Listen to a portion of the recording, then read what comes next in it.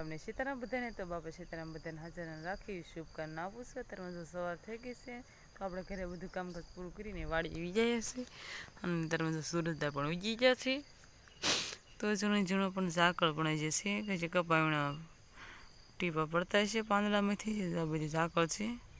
તો આપણે કપાવીના જવાનું છે. પહેલાં તો આ બધી સરસ મજાનું વાળી નાખ્યું ને બળદની નીરને હું નાખી દેવી ને પછી જવા જઈએ આપણે કપા વીણવા. તો આપણે જો ક્યારના કપા વીણવા વિયાએ છીએ અને કપા પણ બહુ દવડી જશે તમે જોઈ રહ્યા છો.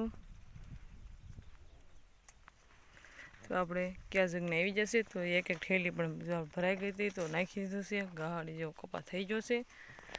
તો આપણે જો 4 જણા કપા વીણી છીએ ખાલી બે બહેનો અને મારી મમ્મી પપ્પા વીણે છે બધા ખાલી 2 સા જાય છે. તો જો બહુ તવડી જશે તો આપણે વીણવા મળીએ ને જો તડકો પણ થઈ જશે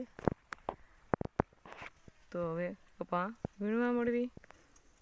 તો બપોર થઈ જશે તો આપણે જો વાડી વીએ છે તો બળદને મારી બેનને જો નીર પણ નાખી દીધી છે. તો હવે ભાત પણ અહીંયા આવ્યા છે તો આપણે જમવાનું છે. સાસ ને બધું છે તો જો સોળાનું શાક છે ને આમાં છે સાસ. તો હવે આપણે જમી લેવી. તો 3 વાગે જેવો ટાઈમ થઈ ગયો છે તો હવે આપણે કપા વીણવા જવાનું છે. તો પહેલાં જ આપણે બળદને જો નીર નાખી દીધી અને નીર પણ ખાય છે. તો મારી બેન તો વહી ગઈ છે તો આપણે પણ કપા વીણવા જવા દેવાનું છે. તો એક સફરજન હતું તો સફરજનની આપણે એક સી લઈ લીધી છે અને બીજું મારી બેન હાથ લઈ જવાનું છે. તો આપણે જો સફરજન છે તો લઈ જવી અને જામફળ પણ છે. તો હવે આપણે કપા વીણવા જવાનું છે તો હવે જવા દેવી. આવી જશે કપા વીણવા તમે જોઈ રહ્યા છો. કપા પણ બહુ તળી જશે અને આ બધા આવી જશે કપા વીણવા. જો સરસ મજાના ફોહા છે તો આપણે લેવા મળવી. સરસ મજાના જો તો આવજો બધા કપા વીણવા. હવે આપણે વીણવા મળીએ એટલે કાંઈ વીણાઈ જાય. તડકો પણ બહુ છે તો આપણે કપા વીણવાનો છે તો હવે વીણવા મળવી જલ્દીથી. તો જો આપણે કપા વીણતા હતા તમે જોઈ રહ્યા છો કપા પણ બહુ તોડી ગયો છે. તો આપણે ઓલા છેઠે નાખતા આવીએ અને પાણી પી લેવી નહીં અને આપણે પછી બીજા કામ લેવાની. 5 વાગે જેવો ટાઈમ પણ થઈ ગયો છે ને સૂરજ દાદા એટલે છે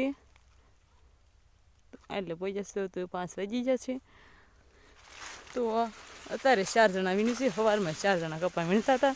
તમે કપા તો તમે જોઈ રહ્યા છો બહુ તવડી જશે અને આ બધી ઘેરઘાર બહુ છે એટલે બહુ કપા વીણવાનો છે. તો આપણે વીણવા મળવી.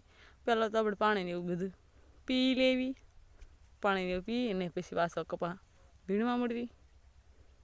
તો આપણે જો ઘરે આવ્યા છીએ તો અમારે બેન રસોઈ બનાવે છે. તો રસોઈમાં જો સેવદળ બનાવે છે અને અમારે જલપા બેન લાકડી રોટલી વાજ્યા છે. તો હમણાં રસોઈ બની જાય એટલે પછી આપણે જમી લઈશું.